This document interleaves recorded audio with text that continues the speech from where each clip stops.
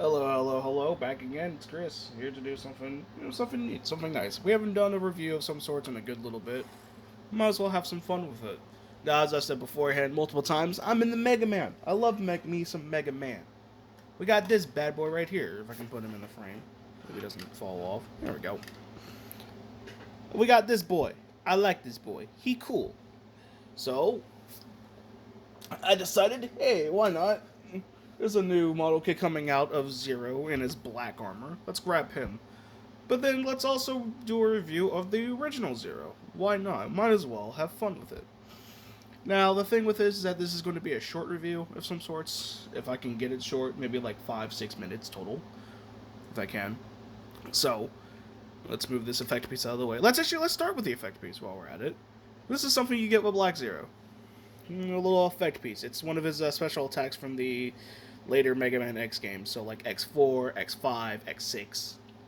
I'm not sure if it's in Mega Man X7 or X8, but I know for a fact it's in the X4, X5, and 6. I know it's in the last three, or the later three, at least from there. Overall, I think it looks good. I think it's pretty. Got the purple going on with it. I think it looks pretty freaking neat. But going into that, is there really any difference between the normal Zero, as we see right here, and the Black Zero? Not really, to be honest. It's really just a reskin, like a color difference, in a sense. Everything else is essentially the same, all the way down to the weird, feet pegs that for some reason people... I've heard people say they have a problem with it, and it's like, I don't see it. I've never had a problem with the feet. Not once have I ever had a problem with the feet. Not once. And I don't know. It could just be like people's like models. It could either be like some people have different model kits, other people probably had some different things with it. Or something's wrong with it. I'm not sure. I'm just saying I've never had an issue with them whatsoever.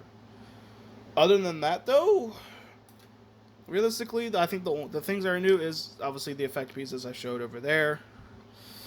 A new hair piece, which is a lot shorter, but it's also, a fuller set of hair.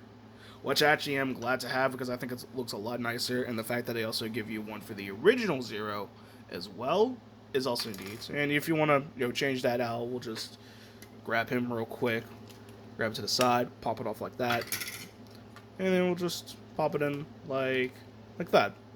And, oh. I think overall, it looks a lot nicer. I generally think it looks a lot nicer because then you can do stuff, like this, and, you can do something like that.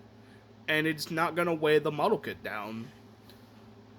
Unlike the original where it's larger, but it's a lot more back heavy for a model kit.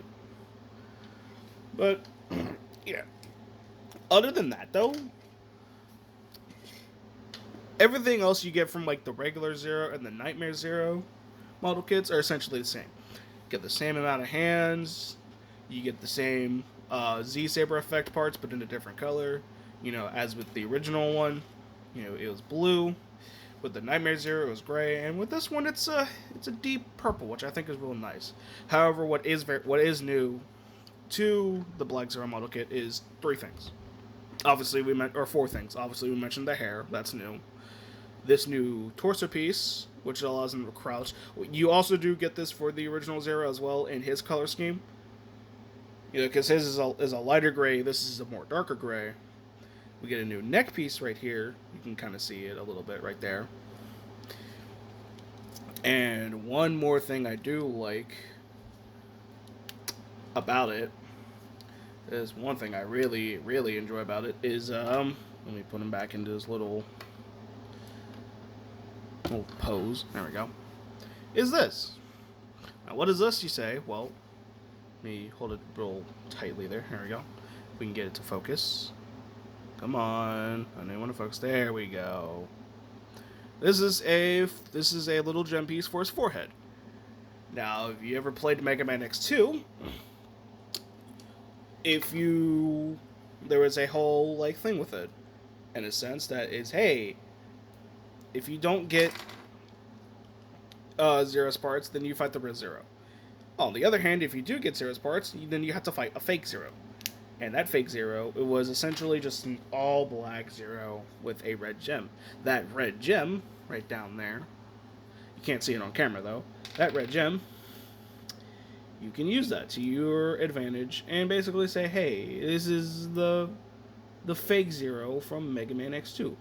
And all you'd have to do essentially is pop out the gem like so. Use something like sharp, something like like this for example. You can just go underneath and just do a little prying like that. Or if you have like a little knife, you can do that too. Grab our little red piece like so. Now, if you, I don't know if you can see it or not. Let me go into focus real quick. Come on, focus. There we go. You see how it's... Ooh, there. Come on. I don't even want to... There we go. You see how it's like slanted like that at the end right there? Match it up with this right here. Pop it on like that. Like so. Got it like that. And then we just pop it back on our zero. Like so. Like that. And honestly, with the red gem piece and such, I think it looks fucking sick. I generally think it looks neat. And then we just pop in our hair. Let's make it look up while we're at it. Put back on our helmet. Turn it up more like that. And overall, I think it looks a lot nicer. I genuinely think it looks a lot nicer. In a sense. Because you have that red gem. And it sticks out. And I think it looks neat. But yeah, other than that, I just wanted to do a small little review of some sorts. Hey, we hit the 7-minute mark, and that's okay. That's what I really wanted to get to. But yeah, I hope y'all enjoy it, and I hope y'all see y'all next time.